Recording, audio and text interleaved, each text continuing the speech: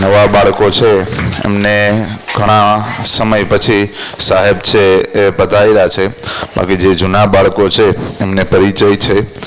Doctor કે કરકર સાહેબ શિક્ષણવિદ અને કેળવણીકાર, એમની સાથે સાથે આપણા માટે એક શ્રેષ્ઠ વાર્તાકાર. વાર્તા કરે એટલે આપણે એમ થાય કે આપણી સામે જ કોઈ ઘટના ઘટી રહી છે. તો 5 મિનિટ છે, શ્રાવણ માસ ચાલે છે એટલે 5 મિનિટ આપણે ત્રંબકમ મંત્રના જાપથી આજની આ સભા છે એમની શરૂઆત કરીશું. બધાના હાથ જોડેલા, આંખો બંધ. ઓમ ત્રંબકમ યજામહે સુગંધિમ પુષ્ટિવર્ધનમ ઉર્વારુકમિવ ગંધના મૃત્યોર્મુક્ષીયમામૃતાત.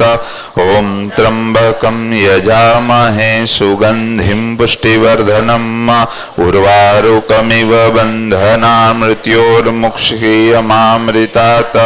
ઓમ ત્રંબકમ યજામહે સુગંધિમ પુષ્ટિવર્ધનમ ઉર્વારુકમિવ બંધના મૃત્યોર્મુક્ષીયમામૃતાત. ઓમ ત્રંબકમ યજામહે સુગંધિમ પુષ્ટિવર્ધનમ ઉર્વારુકમિવ બંધના મૃત્યોર્મુક્ષીયમામૃતાત. ઓમ ત્રંબકમ યજામહે સુગંધિમ પુષ્ટિવર્ધનમ ઉર્વારુકમિવ બંધના મૃત્યોર્મુક્ષીયમામૃતાત. ઓમ ત્રંબકમ યજામહે સુગંધિમ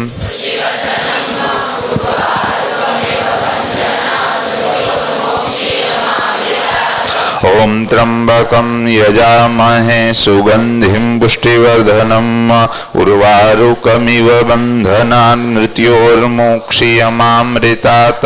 ઓમ ત્રંબકમ યજામહે સુગંધિમ પુષ્ટિવર્ધનમ ઉર્વારુકમિવ બંધના મૃત્યોર્મુક્ષીયમામૃતાત. ઓમ ત્રંબકમ યજામહે સુગંધિમ પુષ્ટિવર્ધનમ ઉર્વારુકમિવ બંધનાત મૃત્યોર્મુક્ષીયમામૃતાત. ઓમ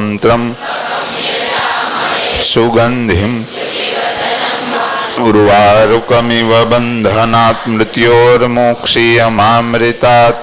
ઓમ ત્રંબકમ યજામહે સુગંધિમ પુષ્ટિવર્ધનમ ઉર્વારુકમિવ બંધનાત મૃત્યોર્મુક્ષીયમામૃતાત. ઓમ ત્રંબકમ યજામહે સુગંધિમ ઉર્વારુકમિવ બંધનાત મૃત્યોર્મુક્ષીયમામૃતાત. ઓમ ત્રંબકમ યજામહે સુગંધિમ પુષ્ટિવર્ધનમ ઉર્વારુકમિવ બંધનાત મૃત્યોર્મુક્ષીયમામૃતાત.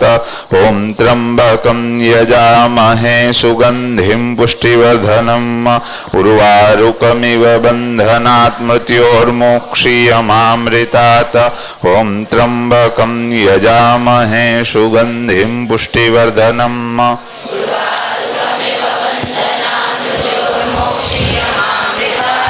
ઓમ ત્રંબકમ યજામહે સુગંધિમ પુષ્ટિવર્ધનમ ઉર્વારુકમિવ બંધનાત મૃત્યોર્મુક્ષીયમામૃતાત. ઓમ શાંતિ શાંતિ શાંતિ. अस्माकं परिस्थले उपस्थिताः डॉक्टर के करकर महाभागानां हार्दम हार्दम स्वागतम व्यावरामः.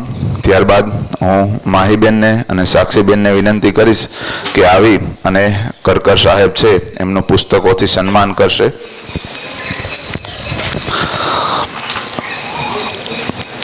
કોઈ વાર્તા છે, ઘણા જૂના બાળકો છે એમને સાહેબ પાસેથી વાર્તાઓ સાંભળી હશે. તો એ વાર્તાઓ છે એ શ્રેષ્ઠ વાર્તા છે એ કઈ રીતે યાદ રાખવી અને કઈ રીતે એમાં કોઈ લેખક હોય તો એમના દ્રશ્ય સામે તરી આવે છે. તો આપણે જોરદાર તાળીઓથી એમનું સ્વાગત કરીશું.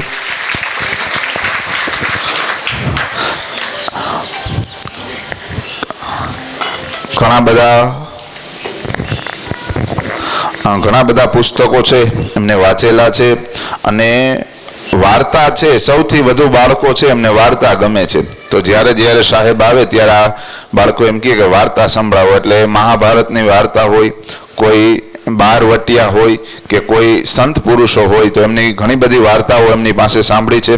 તો આગળ હું ભીમસિંહ સાહેબને વિનંતી કરીશ કે ડૉક્ટર કે કરકર સાહેબ છે એમનો પરિચય કરાવશે.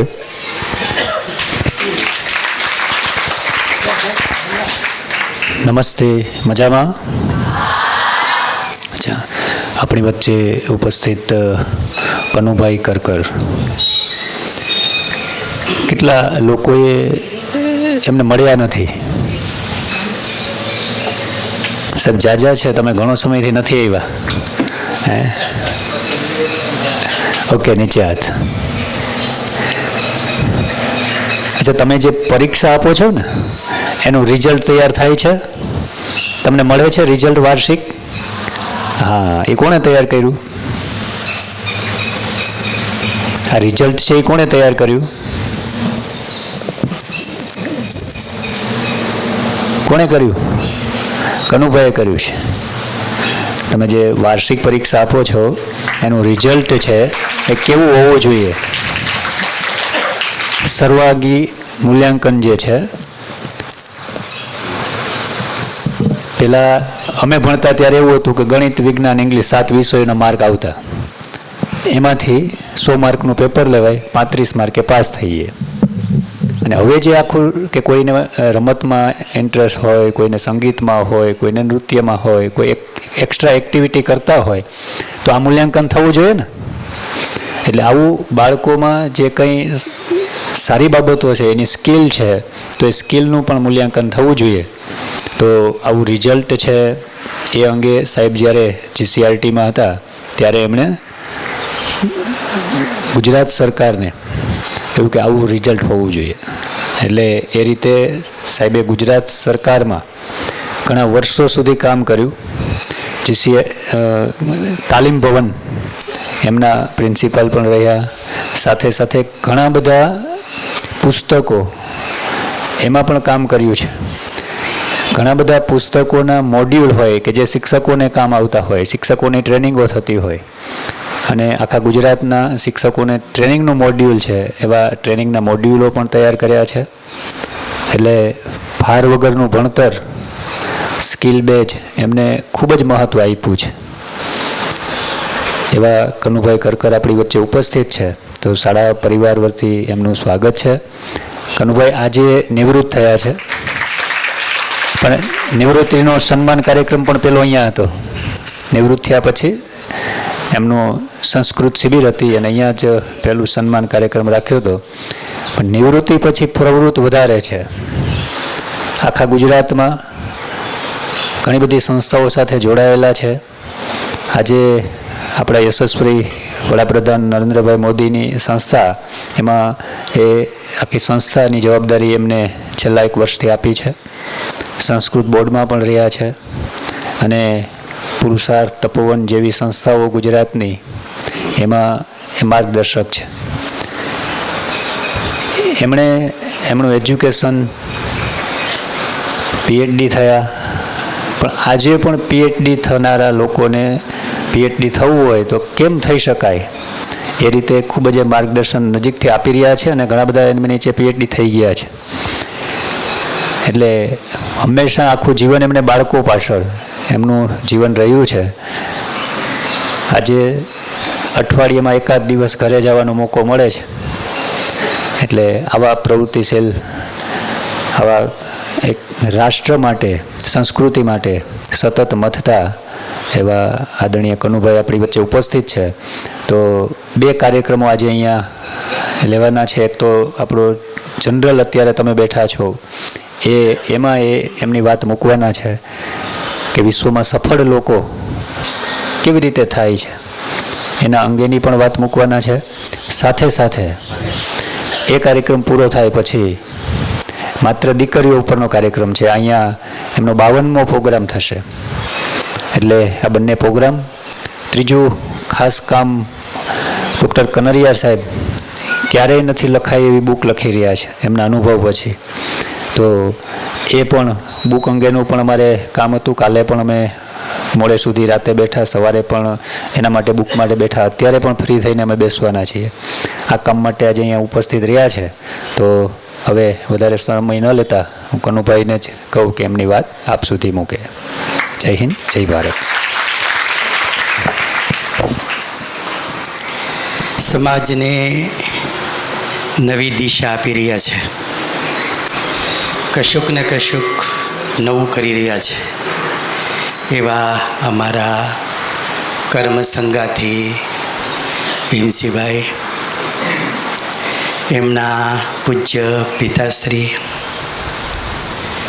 ભીમસિંહભાઈના હાથ પગ કહેવાય એવા સૌ શિક્ષક ભાઈઓ બહેનો, જેને અમારે દુનિયા સોંપીને જવાનું છે એવા આપ સૌ વિદ્યાર્થી ભાઈઓ અને બહેનો, વિષય તમે જાણી લીધો. આજે હું વિષય મૂકવાનો છું, સફળ વ્યક્તિઓના લક્ષણો. આમ મેં અભ્યાસ કર્યો એટલે મને એમ થયું આ તો સહેલું છે, આમ કરવામાં આવે અને જો સફળ થઈ જવાતું હોય તો આપણે ખોટા તૂટી મળીએ છીએ. એટલે મેં નક્કી કર્યું ભીમસિંહભાઈ આ વિષય મારે મૂકવો છે. આમ તો એક સંશોધન હાથમાં આવેલું જેમાં એણે 10,000 સફળ વ્યક્તિઓનો અભ્યાસ કરેલો. બોલો, PhDમાં તો 60,000 પણ નમૂના હોય છે. મેં પોતે 2 લાખના નમૂના ઉપર કામ કરેલું છે. એણે લક્ષણો તાર્યા હતા, પણ એ લક્ષણો 10 છે.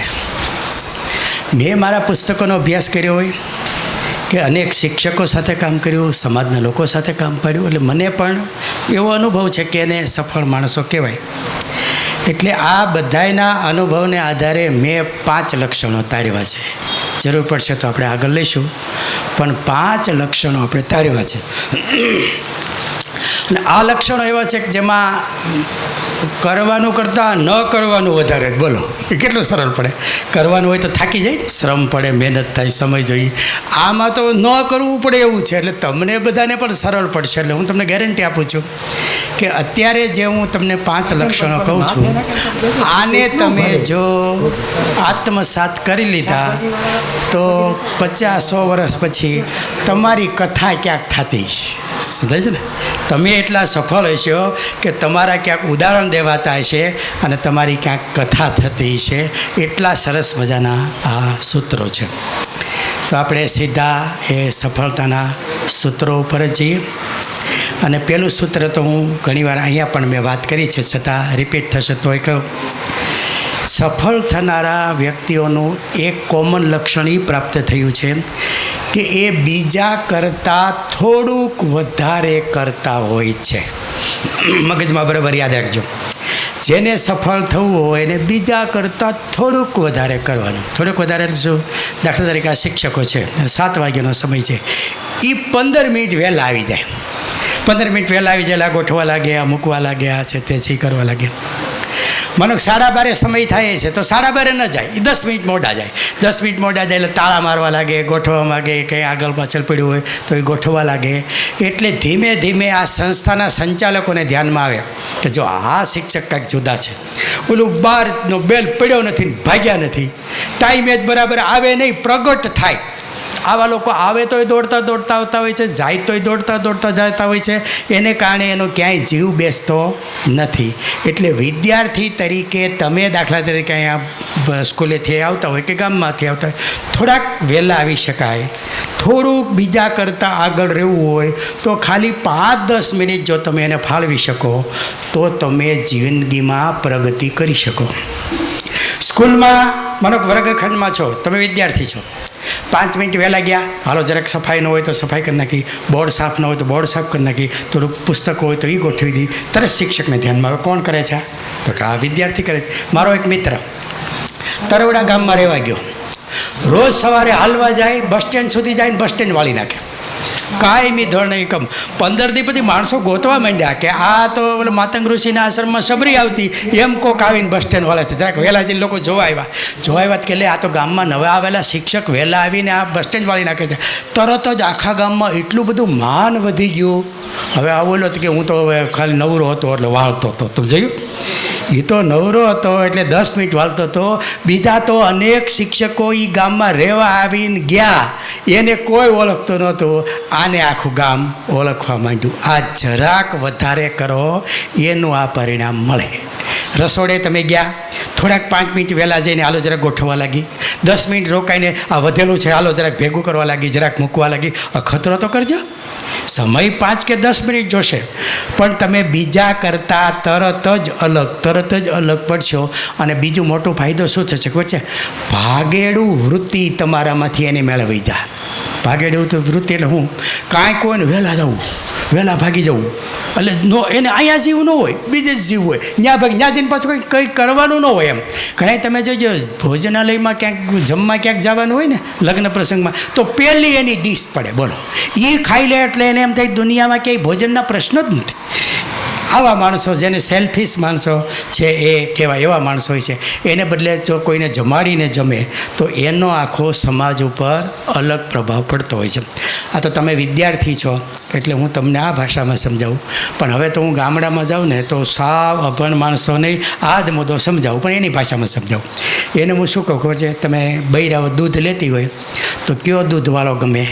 તો કે જે દૂધ ભરી દીધા પછી થોડુંક માથે નાખે ને, 1 લીટર 2 લીટર અને જરાક માથે નાખે, એ દૂધવાળો ગમે. પછી એમાં પાણી હોય ઓઈલું હોય એવું ન જોવે. આ જો દૂધવાળો પાછો એમ કે જીવનો બહુ મોટો છે, આટલું નાખે ને પછી પાછું માથે નાખે ને તમે જોજો કેટલું ભરે, જોજો તરત ગમે.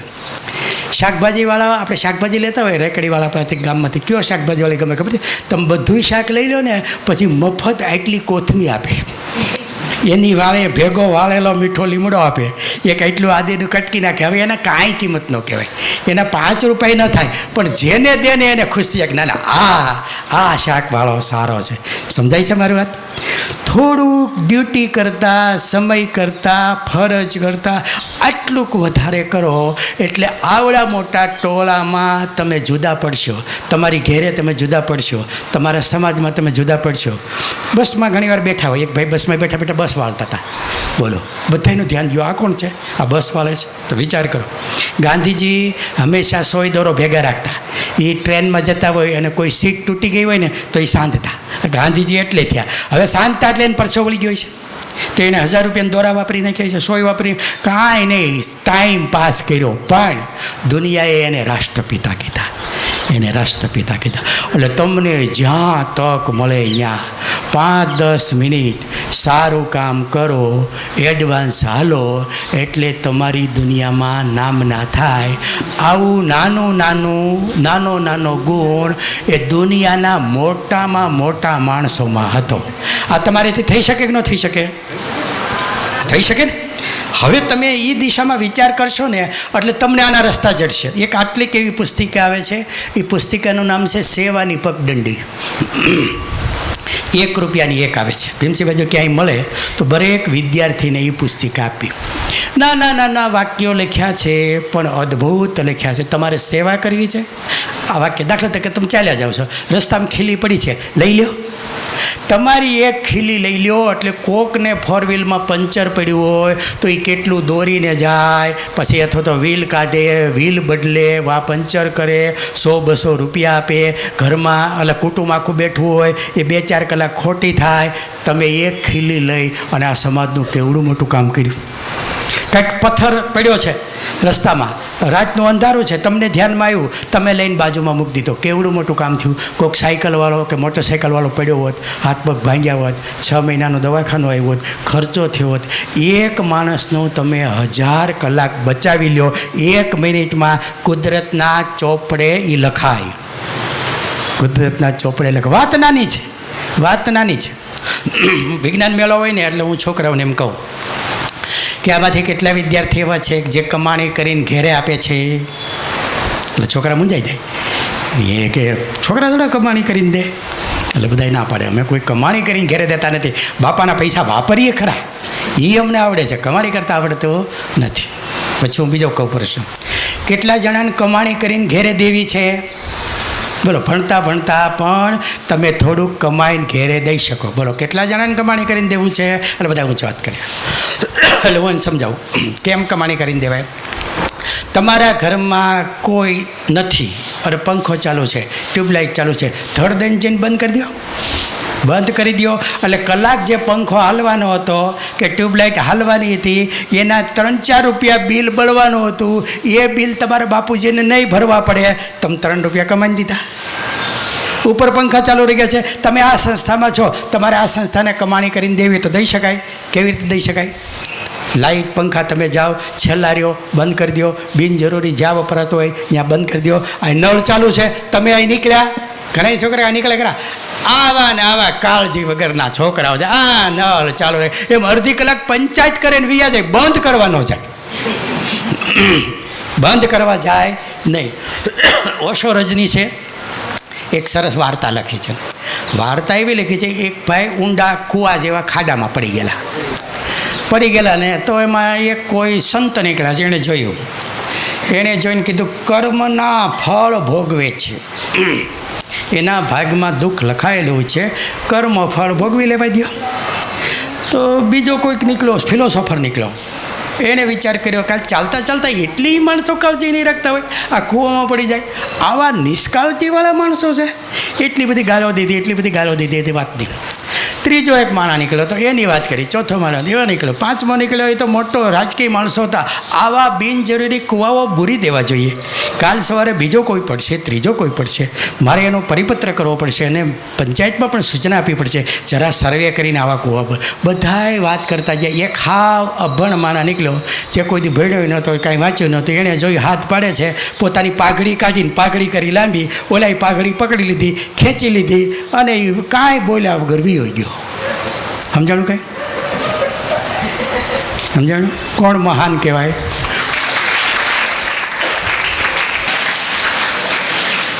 આપણે સમાજના પ્રશ્નોની સમીક્ષા કરવી હોય, સમાજનો વાંક કાઢવો હોય, સરકારનો વાંક કાઢવો હોય, એસટી તંત્રનો વાંક કાઢવો હોય, શિક્ષકોનો વાંક કાઢવો હોય, સંસ્થાનો વાંક કાઢવો હોય, તો 2 કલાક તમે વાંક કાઢો ને તોય સમય ઘટે. એટલી બધી આપણી પાસે વિદ્વતા હોય છે. પણ એ પ્રશ્ન સોલ્વ કરવો હોય તો ઘણીવાર 2-5 મિનિટમાં થાય. 2-5 મિનિટમાં થાય. હવે તમને જો આ દ્રષ્ટિ મગજમાં આવી હોય તો તમે આ મગજમાં રાખજો, જ્યાં હોય ત્યાં બીજા કરતાં થોડુંક વધારે કરવું, બીજા કરતાં થોડુંક વધારે આપવું, થોડુંક એડવાન્સ રહેવું. આ પહેલું સૂત્ર છે. બીજું સૂત્ર બહુ સમજ્યા જેવું છે અને એને માટે તો અંગ્રેજીમાં બહુ સારો શબ્દ છે અને એ છે ડાયવર્ઝન થિંકિંગ. વિશિષ્ટ રીતે વિચારવું. બધા વિચારતા હોય એમ ન વિચારવું, વિશિષ્ટ રીતે વિચારવું. આ દુનિયાને જેટલી શોધ પ્રાપ્ત થઈ છે ને એ આ ડાયવર્ઝન થિંકિંગવાળા થકી થયું છે. સાંભળજો, ડાયવર્ઝન થિંકિંગવાળા થયું છે. આપણે ત્યાં હળવદ બાજુમાં વારંવાર ચોરી થાય, વારંવાર લૂંટફાટ થાય, વારંવાર રોબરી થાય અને પોલીસ ખાતું કંટાળ્યું, પકડાય જ નહીં. પણ રાતનો ફેરો મારે, દિવસના ફેરા મારે, પોલીસ ખાતું પણ ચોરી બંધ થાય નહીં. પછી એક કર્મઠ અને ડાયવર્ઝન થિંકિંગવાળા PSIને મૂક્યા. આ PSIએ 15 દિવસમાં ચોરને પકડી લીધા. હવે વિચાર કરો કેવી રીતે પકડ્યા. એણે ડાયવર્ઝન થિંકિંગ કર્યું. એણે નક્કી કર્યું ચોર આ ચોરી કરીને રહેતા હોય નહીં, આ ગમે ત્યાં પ્રશ્ન કંઈક બીજો છે. એટલે એણે એક માણસ ટ્રેનના રાતના સ્ટોપ જ્યાં હતા ને એ હળવદથી માંડીને આખા વિસ્તારમાં જ્યાં ટ્રેનના સ્ટોપ હતા ત્યાં એણે માણસો ભિખારીના વેશમાં છુપી રીતે રાતના મૂક્યા. એટલે ખબર પડી કે 2-4 જણા ઉતરે છે અને પાછા પાછા માનો કે 11-12 વાગે ઉતર્યા હોય તો 5ની ટ્રેનમાં ચડી જાય છે. આવું એણે જોયું ને જેથી એ ઉતર્યા હોય ને ચડ્યા હોય તેથી જ કાં ચોરી થઈ હોય ને કાંઈક લૂંટફાટ થઈ હોય. એટલે ધીમે ધીમે એને બધું ખ્યાલમાં આવી ગયું અને પછી આ લોકોને પકડ્યા ત્યારે ખબર પડી કે ઠેઠ મધ્યપ્રદેશથી ટ્રેનમાં બેસીને આવે, ઉતરે, ચોરી કરીને લૂંટફાટ કરીને પાછા બીજી ટ્રેનમાં બેસી જાય અને સાંજ થાય પાછા મધ્યપ્રદેશ હોય. ગુજરાતવાળા ગોત્યા જ કરે નહીં, એ જડે જ નહીં. આને કહેવાય ડાયવર્ઝન થિંકિંગ. બીજા કરતાં અલગ રીતે વિચારવું, અલગ રીતે કરવું, એને કહેવાય ડાયવર્ઝન થિંકિંગ. તમે પુસ્તકોના પૂઠા ચડાવતા હોય તો દુનિયા ચડાવતા હોય એમ ન ચડાવાય, કંઈક નવું વિચારાય તો નવું સંશોધન થાય. હમણાં એક છોકરાને મળવાનું થયું, બહુ છોકરો સાયન્સનો વિદ્યાર્થી 11મું ધોરણ ભણે, અને મને કે સાહેબ તમને આને મળવું છે તો એકલા બેસવું છે. ભલે બેસે, બેઠો. હવે જોઈજો ડાયવર્ઝન થિંકિંગ કેને કહેવાય. મને કે સાહેબ મારે એવું શોધવું છે કે ઘેરે ગેસનો બાટલો વીયો જાય એ પહેલાં 15 મિનિટે ખબર પડે. મેં કીધું કાં? એ કે મારા બાપુજી નોકરી કરે, મારા બા નોકરી કરે, હું અહીંયા આવો, ઘેરે દાદીમાં હોય, હવે એને રસોઈ બનાવી હોય તો એ જ બાટલો વહી જાય. હવે એનીથી ઉપડે નહીં, એનેથી રેગ્યુલર નીકળે નહીં, અને એને પાછું ફિટ કરતા આવડે નહીં, તો મારી વાટ જોઈને બેસે બિચારા. હું સાંજે આવું ને તો એ ખાય. તો એવું ન ખાય કે 15 મિનિટ પહેલાં ખબર પડી જાય. તો અમે ઘેરે હોય તો અમે બદલી દઈએ. જો આ સંવેદનામાંથી સંશોધન થાય. તમને ખબર છે સિલાઈ મશીનની શોધ કેમ થઈ? સિલાઈ મશીનની શોધ એવી રીતે થઈ કે એની બા સીવવાનું કામ કરતા હતા અને રાતને દી કામ કરતા હતા. અને આમથી આમ સોઈ નાખે, ધક્કો મારે, ઓલી કોર કાઢે, ખેંચે ને પાછો આમ નાખે. એને એમ થાય કે આ ધક્કા મારીએ છીએ તો બીજો કોઈ રસ્તો નહીં. અને એમાંથી શોધ કરતાં કરતાં સિલાઈ મશીનની શોધ થઈ. અને એ હમણાં બીજા એક એવું શોધ્યું કે દોરો પરવાનો હોય તમે આમ પકડી રાખો, પછી આમ આમ આમ કરીને ગોળ હરકો કરો, પછી આમ કરો તો બાજુમાં આવી જાય, આમ કરો તો આમ વહી જાય. કેટલી વાર મહેનત કરો ત્યારે જાય. આ વૃદ્ધ માણસોને બહુ મોટી મુશ્કેલી હોય. તો એક જણાએ એવું શોધ્યું ને નાકામાંથી આમ નાખો એટલે એ વાયર વિયો જાય, ઓલી કોઈ દોરો નાખીને આમ કરો તો આવી જાય. તમે જુઓ, નાની એવી વાત છે પણ એમાંથી શોધ થાય. આ છોકરો મને કે એવું ન થાય. મેં કીધું ભાઈ એટલા કામમાં શું હોય, બા એટલા હેરાન થતા હોય તો એકાદ દિવસ તો મને કે નહીં એમ ના હાલે, કે એનું કાંઈક શોધવું જ જોઈએ. મેં કીધું ગેસ જવાનો હોય એની પહેલાં આટલું ખબર ન પડે, ગેસ તળિયે પડ્યો હોય. હવે એ છેલ્લે તો હાવ પ્રવાહી સ્વરૂપમાંથી વાયુ સ્વરૂપમાં થઈ ગયો હોય. હવે એ કાંઈ વજન કાંટો મૂકો તો ખબર પડે કેટલું ઘટ્યું છે. એમ તો કાંઈ થાય નહીં. અને મને હું પ્રશ્ન કર્યો ખબર છે? મને કે આ 4 વ્હીલમાં ગેસ ફિટ કરે છે એમાં તો દેખાડે છે, આમ કાંટો ઘટતો જાય, છેલ્લે લાલમાં આવી જાય, અને કિલોમીટરે દેખાડે કે હવે આટલા કિલોમીટર હાલે છે. તો એમાં થાય તો આમાં ન થાય? મેં કીધું થાય હો, એ વાત સાચી છે. જો આને કહેવાય ડાયવર્ઝન થિંકિંગ. તમે જોજો, આ છોકરો એ શોધ કરવાનો છે કે તમે ગેસના બાટલા પર રેગ્યુલેટર ચડાવો ને એની માથે જેવું ચક્કર આવી છે ને એમાં કાંટો આવી છે કે એ દેખાડી છે કે આ કેટલી કલાક હાલ છે. સમજાય છે? સંવેદના વત્તા ડાયવર્ઝન થિંકિંગ બરાબર સંશોધન. તમે પણ કરી શકો. થોડુંક જુદી રીતે વિચારો. હું પીટીસીવાળા વિદ્યાર્થીઓને લઈ અને જેલની મુલાકાતે ગયેલો. જેલમાં બધું જોયું, આ છે તે છે, પછી બેઠા. એટલે જેલરને મેં એક પ્રશ્ન પૂછ્યો, સાંભળજો, કે તમે કેદીઓને શું સુવિધા આપો છો? મને કે અમે કેદીઓને કોઈ સુવિધા આપતા નથી. શું કામ? એ કે આ અમારા આમંત્રિત મહેમાનો નથી. સમજાણ? આ કેદીઓ અમારા આમંત્રિત મહેમાનો નથી. અમારા આમંત્રણને હું અત્યારે પણ કેમ છે ભાઈ આમંત્રણ આપ્યું, હું આવ્યો છું તો સન્માન બનમાન વગેરે થાય. એમને હું ઘૂસી ગયો તો એમ કે ભાઈ શું કામ છે, બોલો કોને મળવા આવ્યો છો, એમ હોય. એ કે આ કેદીઓ કોઈ અમારા આમંત્રિત મહેમાનો નથી.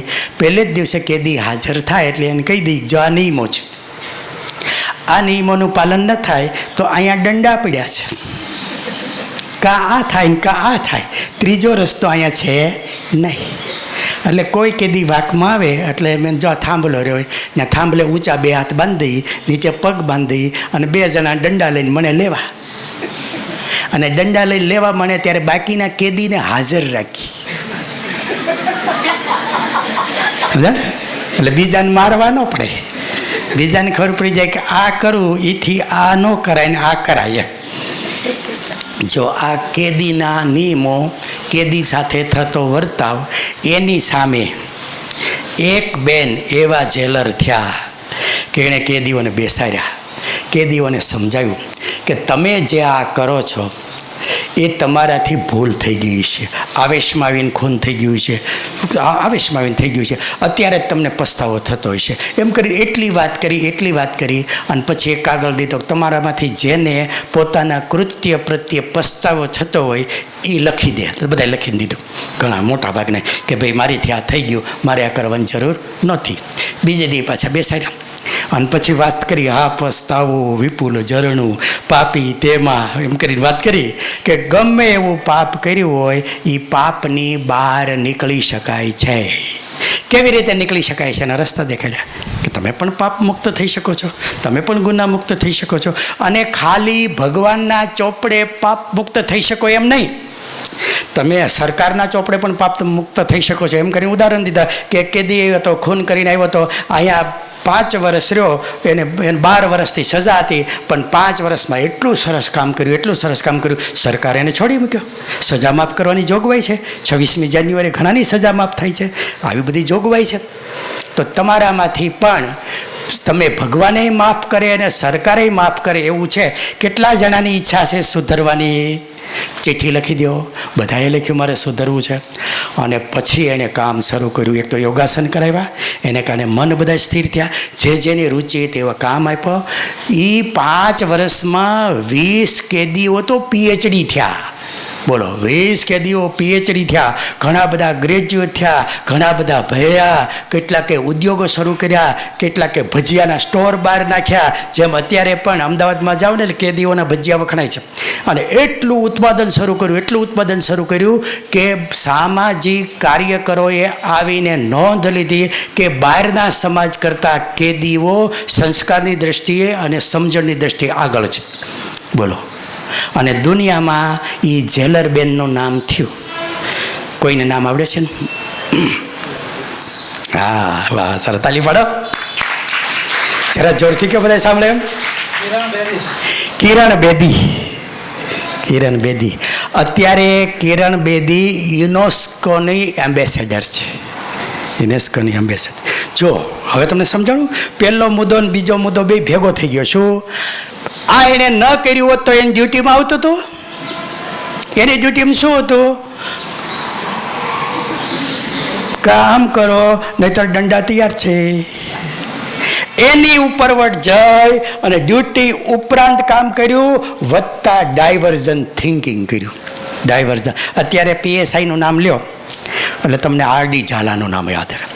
આજે પણ પોલીસ ખાતાને જ્યારે ભણાવવામાં આવે ને ત્યારે એના આદર્શ તરીકે RD ઝાલાને ભણાવવામાં આવે છે. RD ઝાલા કોણ? બગસરામાં મુકાયેલા. એ ઘેરે ન સૂતા. સાંભળજો ભાઈઓ બહેનો, RD ઝાલાનું શું કામ યાદ કરું છું? PSI તરીકે RD ઝાલા ઘેરે ન સૂતા, એ જીપમાં સૂતા. બોલો, પોતાની જીપમાં. ડ્રાઈવર ન રાખતા. વાડીઓમાં આટો મારવા નીકળી જાય, સીમમાં આટો મારવા નીકળી જાય, ગામડામાં આટો મારવા નીકળી જાય.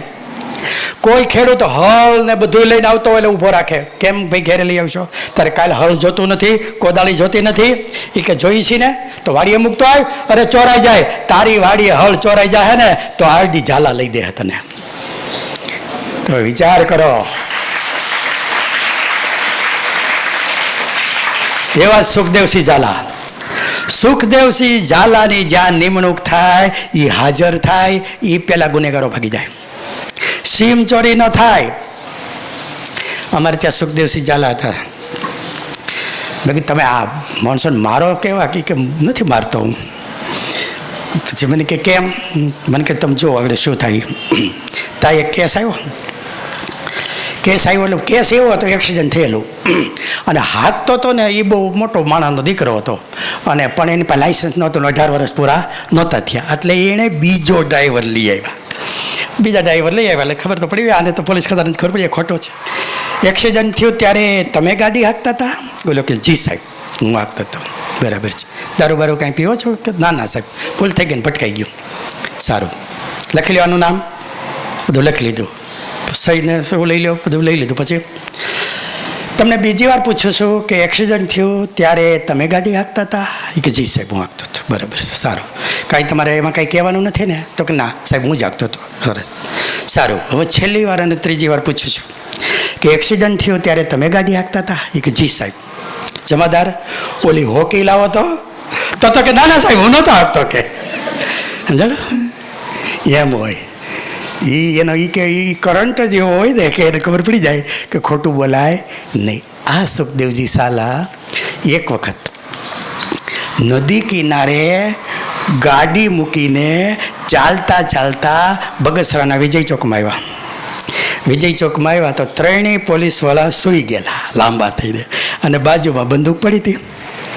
ઝાલા સાહેબે જઈ, અને સુખદેવસિંહ ઝાલા સાહેબે જઈ ત્રણેય બંદૂક લઈ લીધી, લઈને નાખી ખંભે, અને ચાલતા ચાલતા પાછા વી ગયા.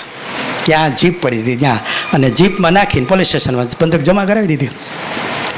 બોલે તો ક્યાં જાય, બંદૂક ગઈ એટલે હાફળા ફાફળા આમ ગોતે તેમ ગોતે, પણ ક્યાંય મેળે આવ્યો નહીં.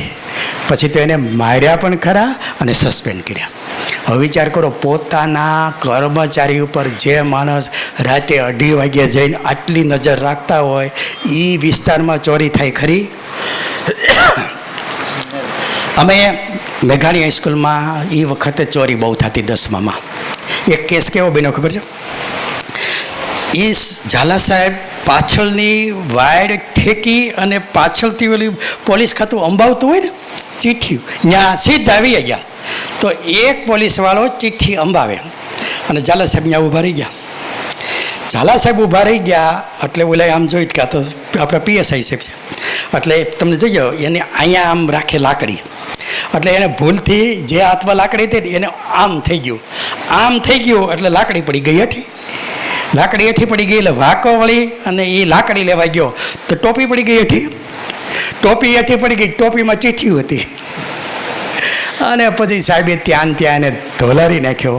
પણ જ્યાં સુધી એ સાહેબ બગસરામાં રહ્યા ત્યાં સુધી ગુના બંધ. અને આવી ઝપટ એને 6 મહિના બોલાવી, પછીથી બેઠા હોય, પૂરું. તો કોઈ હલચલ થાય નહીં. સમજાય છે કે તમને સમજાય છે? તમે તમારી ડ્યુટી ઉપરાંત થોડુંક કરો અને થોડુંક ડાયવર્ઝન થિંકિંગ કરો, એટલે તમે એક જાગો ને આખો તાલુકો રાતનો ઘસઘસાટ ઊંઘે. આ તમારા દ્વારા છે એ સેવા થઈ શકે. હવે આપણે વાત કરીએ છીએ ત્રીજા મુદ્દાની. સાંભળજો, ત્રીજો મુદ્દો બહુ સરસ છે અને સમજ્યા જેવો છે. ત્રીજો મુદ્દો એવો છે કે જે લોકોએ પ્રગતિ કરી છે એ આંતરમુખી હોય છે. સાંભળજો, મને તો એ મુદ્દો લાગુ નથી પડતો, હું તો બહારમુખી છું. આંતરમુખી હોય છે અને વત્તા પોતાની જાતને સાચા માનતા હોય છે. અને ત્રીજું, બીજાની વાતને સમજ્યા વગર સ્વીકારતા હોતા નથી. આ લાંબુ વાક્ય છે પણ તમારે સમજવું પડે. આંતરમુખી એટલે શું ખબર? બેઠા બેઠા ચિંતન કરતા હોય, વિચાર કરતા હોય, મનન કરતા હોય, અને પોતાના મગજમાં જે નવા વિચારો આવે ને એનું પ્લાનિંગ કરતા હોય, એનું અમલીકરણ કરતા હોય. બોલો, મારો એક મિત્ર હતો, હજી તો હું 7મું ધોરણ ભણતો, બસ સ્ટેન્ડે બેઠો હોય ને આમ જ બેઠો હોય, આમ જ. એટલે મેં એને એકવાર પૂછ્યું, શું યાર આમ મૂંઝાઈને બેઠો છો? એટલે મને શું કે ખબર છે, 7મું ભણતો હતો, સાંભળજો, આમ ખંજલતો મને શું કે ખબર છે? મને કે ઇન્ડિયામાં મને ફાવતું નથી. બોલો, 7મું ભણ્યા, દુનિયામાં ક્યાંય ગયો નથી, ગુજરાત બહાર નીકળ્યાથી બેઠો કે ઇન્ડિયામાં મને ફાવતું નથી. મેં કીધું તે તારે કરવું છે શું? કે મારે વિદેશ જવું છે. અત્યારે આફ્રિકા છે અને અબજોપતિ છે. સમજાય છે? અત્યારે આફ્રિકા છે. આ વાત છે. તમે જો, બીજાના આવા વિચાર જ ના આવ્યો, પણ એના એવા વિચાર આવ્યો કે નહીં મારે આમ કરવું છે. પોતે પોતાની એક દુનિયા હોય છે. પછી કોઈ એને કે આ તું ખોટો છો ને આવા બેઠા તને શું ખબર પડે ને, એમ દુનિયામાં બીજે દેશમાં જવા થાય છે ને આવા સેક્સ્યુઅલી જેવા વિચાર શું કરે છે, એમ ગમે એમ એને ધમકાવે ને તો એનામાં ફેર પડે નહીં. પોતે જે પકડ્યું એ પકડે જ. નહીં તો એક પ્રશ્ન ખાલી ન્યૂટનને એવો થયો હોય કે આ સફરજન ઉપરથી નીચે કેમ પડ્યું, અને બધા એને કે લે ઉપરથી નીચે ન પડે, હું આકાશમાં આવી જાય, અને આજકાલનું પડે છે, આ સૃષ્ટિ નિર્માણ થઈ ત્યાંથી પડે છે. તારા તો કોઈ પ્રશ્ન છે, ગાંડો થયો કે થઈ જવાનો છે, એમ કોઈ ગગલાવે અને આ મૂકી દે, કાંઈ નહીં તો જવા દો, તો ન્યૂટન ન થાય. ન્યૂટન શું વિચારે ખબર છે? કે આને આ નહીં સમજાય. પોતાની જાતે વિચાર કરે પણ પોતાને મગજમાં બેસે ત્યારે જ સ્વીકારે, એને એમાંથી ન્યૂટન પેદા થાય. અને હજી સાંભળજો, કોક કે એ પોતાના તર્ક ઉપર સ્વીકારે અને એમાં સ્વીકાર થાય તો જ એનો સ્વીકાર થાય. તમે વિજ્ઞાન ભણતા હોય અને વિજ્ઞાનમાં એવું આવે કે આપણે ચામડીનો કલર એ અભિરંજકોને કારણે છે. સમજાય છે ને? ચામડીનો કલર અભિરંજકોને કારણે છે, અને આ અભિરંજકો વારસાગત હોય છે. હવે આવું તમે શીખ્યા હોય અને તમને બરાબર મગજમાં બેસી ગયો હોય, અને પછી ટીવીમાં જાહેરાત આવે ફેર એન્ડ લવલીની, ફેર એન્ડ લવલી લગાડો તો તમે રૂપાળા થઈ જશો.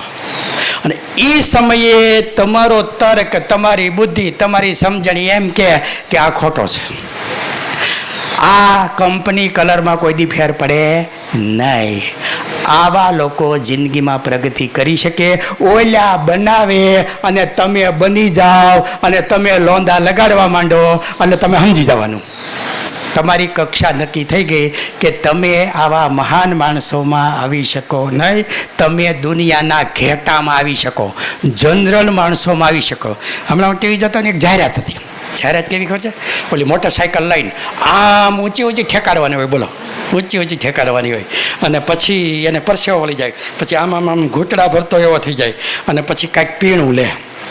પીણું લઈને આમ કરીને આમ પીવે ને પછી આમ લીધો ને ફર કરતો ઉડતો ઉડતો ઉડતો ઉડતો ઉડતો તો ત્યાં પડે અને બ્રેક મારીને આમ ઊભો રહી જાય અને પછી ટાઇટલ આવે, ડર કે આગે જીત હૈ.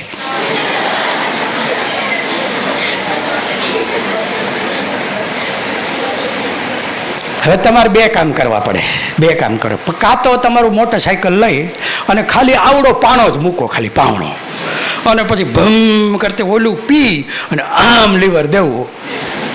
તમે જોજો મોટરસાઇકલ આમ જાહે ને તમે આમ જાઓ. એટલે તમને ખબર પડી જાય, ડર કે આગે જીત નહીં હૈ, ડર કે આગે ટાટિયા તૂટતા હૈ.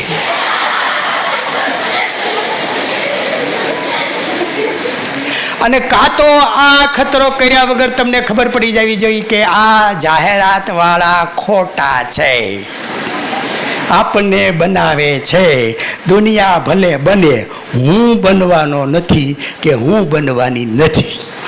જો આટલું તમે કરી શકો તો મારી દ્રષ્ટિએ તમે બુદ્ધિશાળી માણસોમાં આવી શકો અને તમે ભવિષ્યના મહાન માણસ છો. તમારે તમારું પોતાનું મૂલ્યાંકન કરવાનું છે કે તમે શેમાં આવો છો? ઓલા ઘેટામાં આવો છો, ડાયવર્ઝન થિંકિંગમાં આવો છો, કે હું તમને આ વર્ણન કરું છું એમાં આવો છો? ચોથો મુદ્દો, આ તો તમને હેલો પડશે જો સ્વીકારો તો. અઘરું છે આમ, પણ તમારે એમાં કાંઈ કરવાનું નથી. ચોથો મુદ્દો શું ખબર છે? સફળ માણસો બીજાની પંચાયત કરવામાં સમય વ્યસ્ત કરતા નથી. બોલો, તમને એમ થાય તો કરવું શું? બીજાની પંચાયત કરવી નહીં તો કરવું શું? આપણે બધા બીજાની પંચાયત એટલી કરીએ છીએ કે ખુદનો વિચાર કરવાનો ટાઈમ જ રહેતો નથી. હે ને? અને તમે જોજો, તમે ક્યારેક ખતરો કરજો. તમારી બે બેનપણી હોય ને સારી, એને યાર બેસવાનું અને પછી એની યાર વાત કરવાની કે આપણે વિકાસ માટે શું શું કરી શકીએ. ચાલો મુદ્દા લખીએ. 10 મુદ્દા નહીં થાય ને ત્યાં તો થઈ રહેશે, હે ને? ત્યાં તો કન્ટેન્ટ થઈ રહેશે, બરાબર.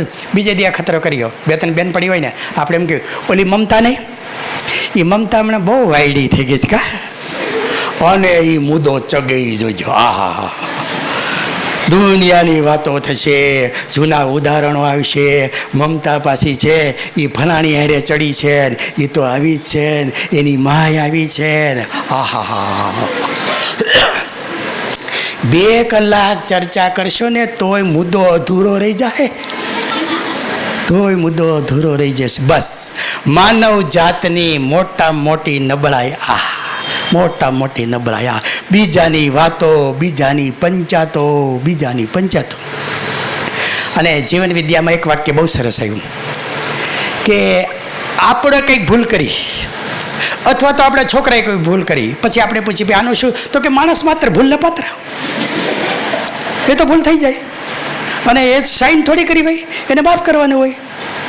અને માફી છે હર ભૂલ હે, આવા હો દાખલા આપે કે ભૂલ થઈ ગઈ તો થઈ ગઈ, છોકરું છે હવે સમજાવે છે, કાલ સવારે નહીં કરે, એને તક આપી જાય વગેરે વગેરે. અને બીજાએ ભૂલ કરી હોય અને તમે પૂછો કે ભાઈ આને આવું કૃત્ય કર્યું, આપણે શું કરશું? ફાંસીએ ચડાવી દો.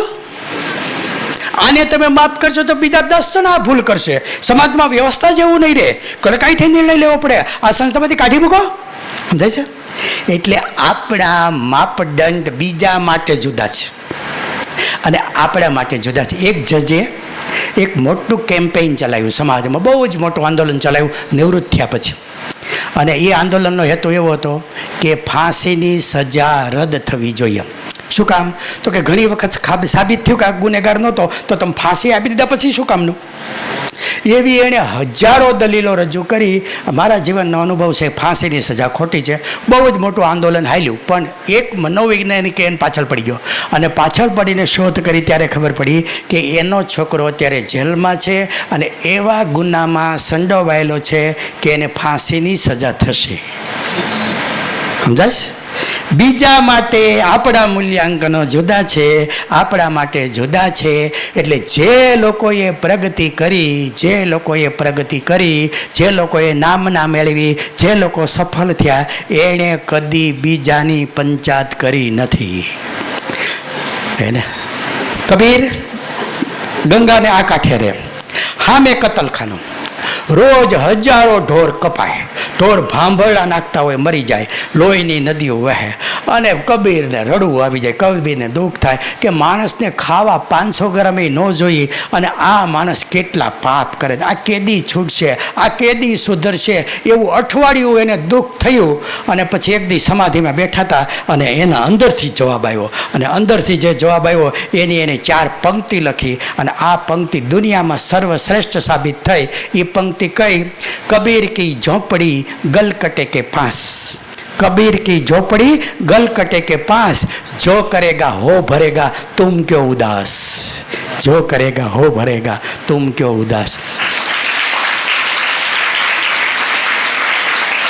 તમારી બેનપણી, તમારો મિત્ર, તમારો પાડોશી જે કરે તે એ જે કરશે ને એ ભરશે. તું તારું કરની. હા, સેવાના રૂપમાં બધાયનું કરો, પણ પંચાયત કોઈની નહીં, પંચાયત કોઈની નહીં. એટલે ચોથો મુદ્દો તમે સ્વીકારી લો અને પંચાયતમાંથી બહાર નીકળો તો કેટલો સમય વધે હે. અને બીજું આમાં કેવો ફાયદો છે ખબર? તમારે કંઈ કરવાનું નથી પરસેવો વાળવાનો, નથી મહેનત કરવાની, નથી કાંઈ કરવાનું. એટલે ચોથો મુદ્દો તો મારી દ્રષ્ટિએ તમે સ્વીકારી જ લેજો, આજથી જ જીવનમાં સ્વીકારી લેજો. અને આપણી બેનપણી કે કોઈ કોકની પંચાયત કરતી હોય એટલે તરત અટકાવવાનું ભાઈ આપણે આ કરવું નથી. આપણે ખુદ શું કરવી છે એની જ વાત કરો, એની જ વાત. ઘણી જગ્યાએ મંદિરમાં, ઘણી જગ્યાએ સંસ્થામાં લખેલું હોય છે કે અહીંયા કોઈની ચોવટ કરવી નહીં, અહીંયા કોઈની પંચાયત કરવી નહીં. આ ભગવાનમાં મંદિરમાં આવ્યો છે ને, રામ નામનું નામ લ્યો. ચોરે તમે જુઓ ને ઘણા બધા સ્પેરવીલ ભેગા થયા હોય. ખબર છે સ્પેરવીલ એટલે? વૃદ્ધ માણસો, કાંઈ કામ ન હોય, ઘેરે રાતના હુઈને થાકે એટલે ઉઠે, ચા પાણી પીને બેહે એટલે બેહીને થાકે એટલે મંદિરે બેહીને થાકે એટલે ઘેરે જાય, ખાઈ પીને હુઈ જાય, પાછા હુઈને થાકે, પાછા મંદિરે જઈને કરે શું ખબર છે? આખી દુનિયાની પંચાયત કરે, આખી દુનિયાની પંચાયત. પહેલાં સીસીટીવી કેમેરા નહોતા, આજ સીસીટીવી કેમેરા હતા. કોણ ક્યારે ગયું, કોણ ક્યારે આવ્યું, શું છે આખી ખબર. તમે ખાલી એટલું પૂછો ને, કનુભાઈ કરકરનું ઘર ક્યાં? તો 2 જણા ઊભા થાય મૂકવા આવે. બોલો, અમે જોયું, તમે ખાલી કહી દે ના કૂતરા કવડે છે એમ કરીને મૂકવા આવે અને ચા પીને જાય. આવા ગામડે 10-15 માણસો કા ચોરે બેઠા હોય અને કા ગામને પાદર મોટું ઝાડવું હોય, ઝાડવાની નીચે ઓટો હોય ને ઓટા ઉપર બેઠા હોય. અને ઘણી વાર તો હું આવા માણસો નિરખીને જોઉં ને એટલે મને ખ્યાલ આવી જાય કે એ ઝાડવા કરતાંય જૂના હોય. બોલો, ઝાડવું તો 15 વર્ષનું થયું હોય, આવી વાર ત્યાં બેઠા હોય, એટલા તો આ સિનિયર હોય અને આખા ગામની પંચાયત કરતા હોય, આખા ગામની પંચાયત કરતા. અને ચોરે બેઠા હોય, આખોથી બેઠા હોય અને જેવું ઝાલર વગડે ને એવું ઊભા થઈને હાલતા થાય. આ વાત પાછા એ ધાર્મિક હોય હે ને. આવા માણસો ટાઈમ પાસ કરે છે, કોકની નિંદા કરીને પાપમાં પડે છે. તમારી ઘણી ઉંમર બાકી છે, તમે અત્યારથી એવું સ્વીકારી લ્યો કે કોઈની પંચાયત કરવી નથી. એટલે ચોથો મુદ્દો તમને પ્રાપ્ત થયો. અને પાંચમો મુદ્દો બહેનોને બહુ લાગુ પડશે, ભાઈઓને પણ લાગુ પડે છે. સુખભાવ પ્રત્યે બહુ સભાન હોતા નથી. પોતાના દેખાવ પ્રત્યે એની પડી જ હોતી. ગાંધીજી એક પોતડી પહેરે, બોલો, ગાંધીજી એક પોતડી પહેરે અને સામેનો અંગ્રેજી બૂટ, ટાઈ, મોજા, આ તે માથે હેટ, તમે જો ને તો એવો હોય. પણ ગાંધીજી પાસે જાતા બીવે, આ વાત છે સાવ સાદાઈ. એટલે હું તો ઘણી વાર દાખલો દઉં છું. અમારે ત્યાં ખ્યાતિ પટેલ જુનાગઢમાં એ વખતે 11મું ને 12મું બે બોર્ડ હતા અને 4 સેમેસ્ટર બોર્ડ હતા, 4 સેમેસ્ટર. અને આ ખ્યાતિ 4 સેમેસ્ટરમાં ગુજરાત ફર્સ્ટ આવી 11-12 સાયન્સમાં. અમે એનું સન્માન રાખ્યું હતું. અમે એને બોલાવી, સાવ સાદા કપડાં, સાવ સાદા વાળ, આવી સન્માન લીધું અને બેસી ગઈ. એટલે અમને ખ્યાલ આવ્યો કે આણે જ્ઞાન પચાવ્યું છે. સાંભળજો, આણે જ્ઞાન પચાવ્યું છે. ભાઈઓ અને બહેનો, બહારથી બહુ શણગારવાની જરૂર નથી. મેં જેટલા લોકોનું સન્માન કર્યું છે એના કોમન ફેક્ટરમાં પણ મેં આ તાર્યું છે કે બહુ જેટલા લોકોનું સન્માન કર્યું છે ને એ બહારથી બહુ દેખાવડા. અત્યારે આપણા રાષ્ટ્રપતિ છે દ્રૌપદી મુર્મુ, બરાબર છે, દેખાવમાં કેવા છે લે બોલો. દેખાવમાં જો બેસાઈ રહ્યા હોત તો ઘણા હતા, એ જ મેં બેસી જતી સીટ ઉપર. દેખાવ મહત્વનું નથી, જ્ઞાન મહત્વનું છે. અને બહેનો ક્યારેક એની કથા સાંભળો, ક્યારેક એની કથા સાંભળો. હું તો બધાને બહેનોને ખાસ ભલામણ કરું છું, અહલ્યાબાઈ હોલકરની કથા સાંભળો બહેનો ખાસ.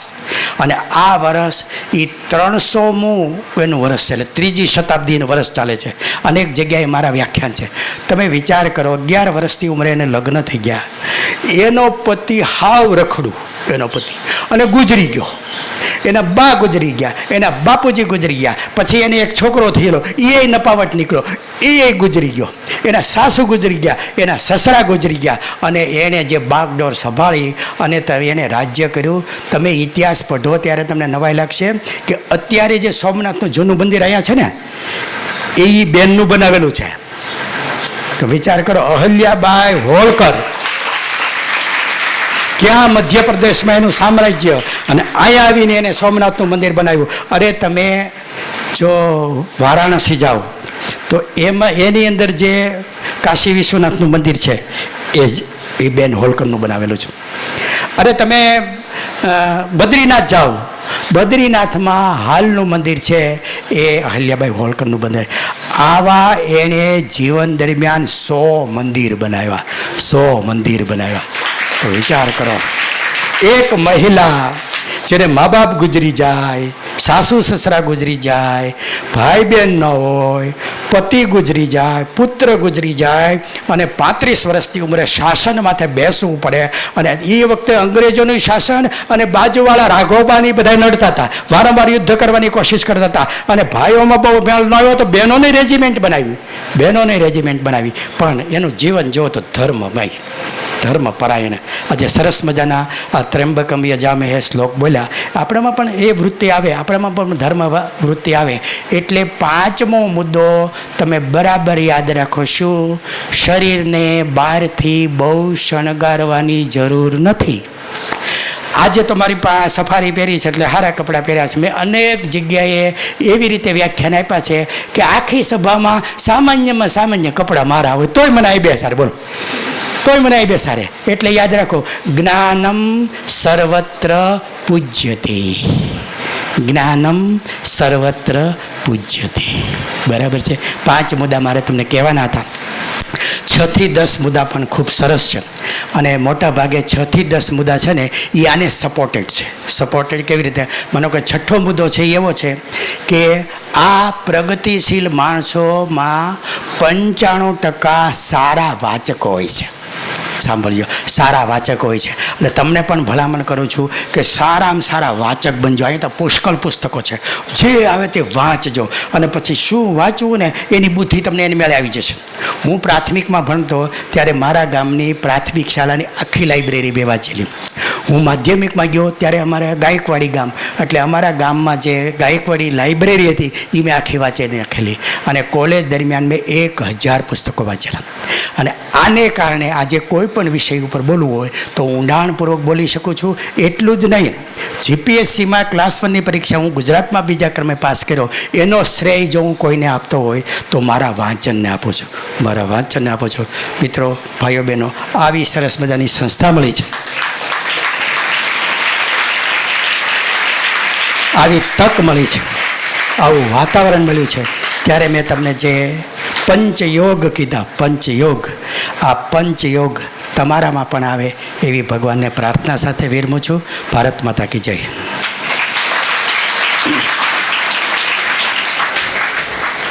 સફળ થવા માટેના સરે 5 લક્ષણ કીધા. આમાંથી કોઈ 5 લક્ષણ બોલશે? કોણ બોલશે? પ્રથમ લક્ષણ કયું હતું? ચાલો 1 by 1.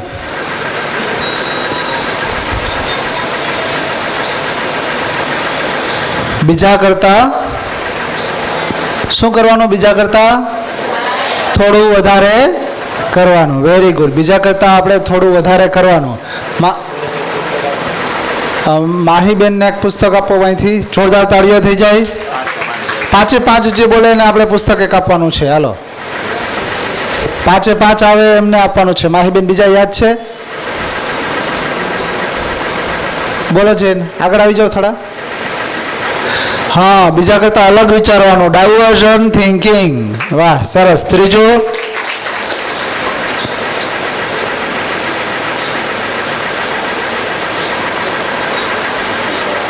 ચોથું યાદ છે?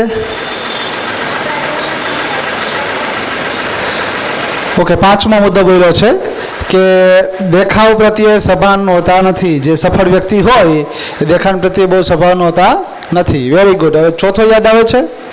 ત્રીજો અને ચોથો? ચાલો 5 કોણ બોલશે? 3 તો માહીબેન બોલી ગયા. તમારે 2 એડ કરવાના છે. કોઈ બોલશે? જો આ તમે ગભરાઓ છો એ યસ વિશાલભાઈ.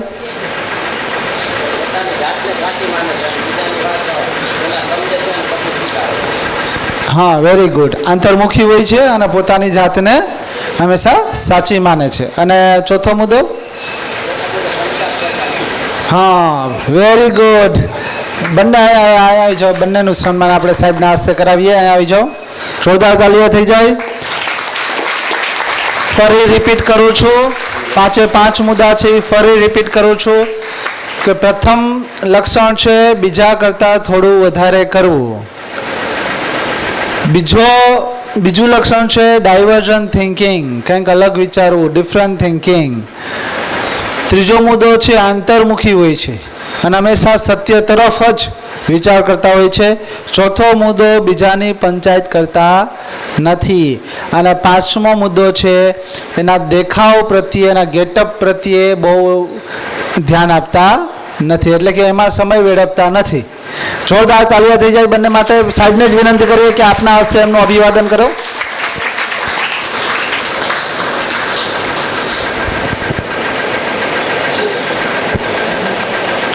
સાહેબે બીજો 6થો મુદ્દો પણ આપ્યો હતો કે સારામાં સારા વાચક બનવું, એટલે કે સારા પુસ્તકો વાંચવા.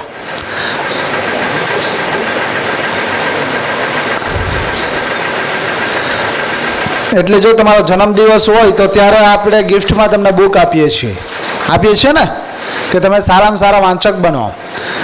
મિત્રો, કરકર સાહેબને સાંભળવા એટલે એક લાવો છે.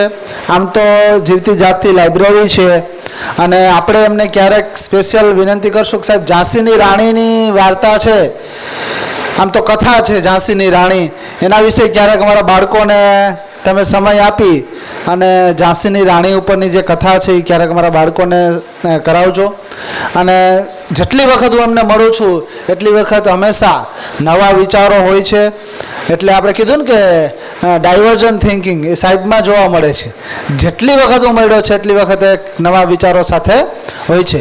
અને બીજું એક લક્ષણ હું કહું છું કે સાહેબે કીધા એ અમલમાં નહીં મૂકીએ તો નહીં ચાલે. આ 5 લક્ષણો કે 6 લક્ષણો કીધા, એમાંનું એક લક્ષણ એ છે કે આપણે અમલમાં નહીં મૂકીએ તો આ કંઈ કામનું નથી. એટલે સરસ. Thank you so much sir. જોરદાર તાળીઓથી આપણે સાહેબનો આભાર વ્યક્ત કરીએ. આભાર આપણે એટલે વ્યક્ત કરીએ છીએ કે આભારનું ફૂલ ફોર્મ થાય આવો ભાવ રાખજો. એટલે વારંવાર સંસ્થામાં આવતા રહેજો અને અમને કંઈક નવું માર્ગદર્શન છે એ આપના તરફથી હંમેશા મળતું રહે છે, એ મળી રહે. અને આપણે આ સભા પૂર્ણ કરીએ. શ્રાવણ માસ ચાલે છે, મહાદેવને યાદ કરી લે. બેઠા બેઠા હાથ ઊંચા. વંદે દેવ ઉમાપતિમ સુરગુરુમ વંદે જગત કારણામ વંદે પન્નગભૂષણમ મૃગધરમ વંદે પશૂનાં પતિમ વંદે સૂર્યશશાગ્રેન નયનામ વંદે મુકુન્દપ્રિયામ વંદે ભક્તજનાશ્રયાં ચ વરદમ વંદે શિવાં શંકરમ નમઃ પાર્વતી પતિ હર હર મહાદેવ.